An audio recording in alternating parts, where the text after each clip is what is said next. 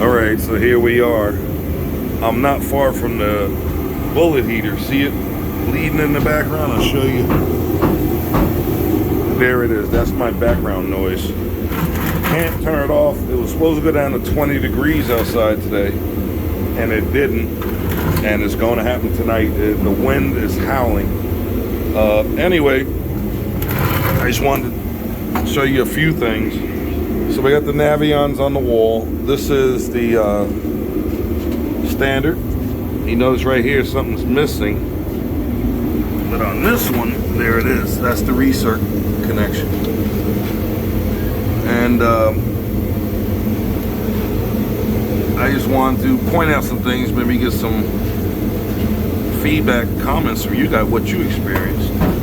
We've been installing Navions since they hit the market. I couldn't tell you what year that is, but you go back and look it up, and that's how long we've been doing Navions. The company wants to come out to our shop. So this is the gas connection.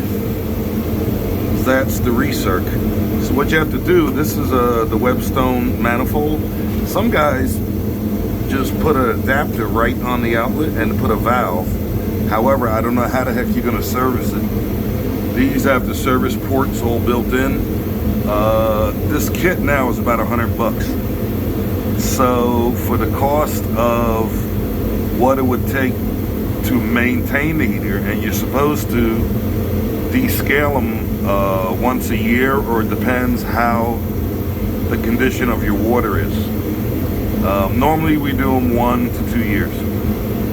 But what you have to do, I was trying to get in there, is if this is the gas and this is the recirc, you have to position this valve kind of like it's right in between. So if I did this, I'm in the way of the gas. If I move it too far, the handle will be in the way of the recirc.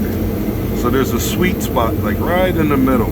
Kind of do that and make the handle kind of parallel to the recirc with this tag. Now you see you got room to get your connection here. And on this side,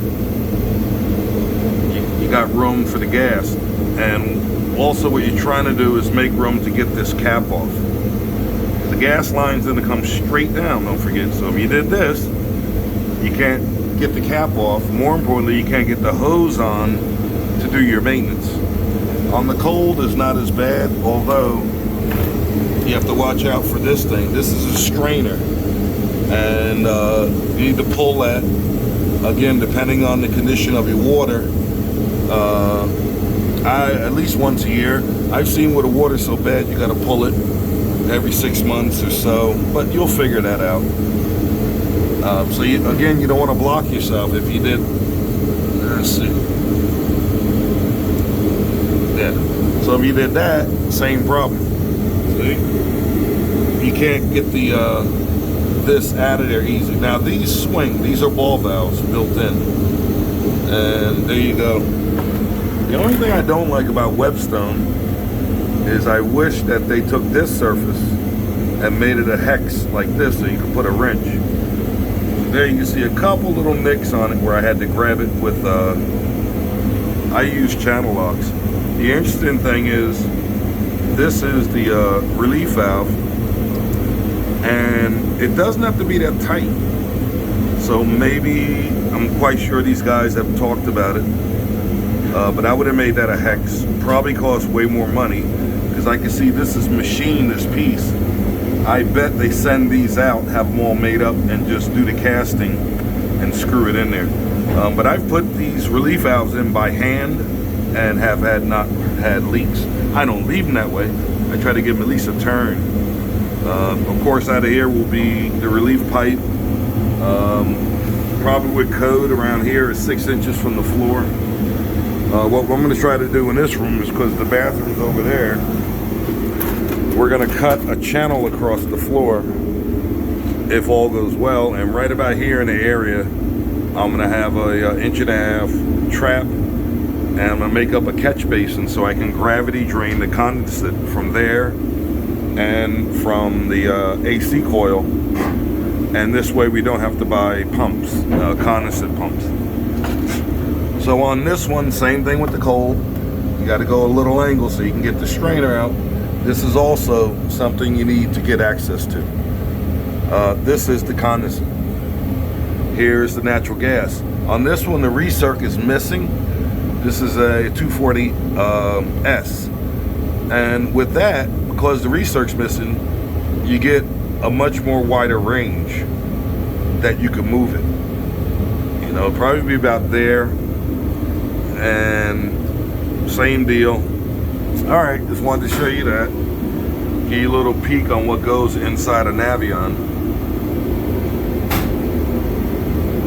I believe Navion is probably, again, not supporting or knocking down any company. We don't, you know, disclaimer. You know, this is for educational purposes only. Wow, it's interesting. They left this in the on position from the factory. This one too, after they test them. Inside here is a valve. This, if you look, is a circulator pump. Now, I would imagine the inside of that pump is bronze or stainless steel. I don't know. I've never taken one apart. But they're made in Korea, Navion.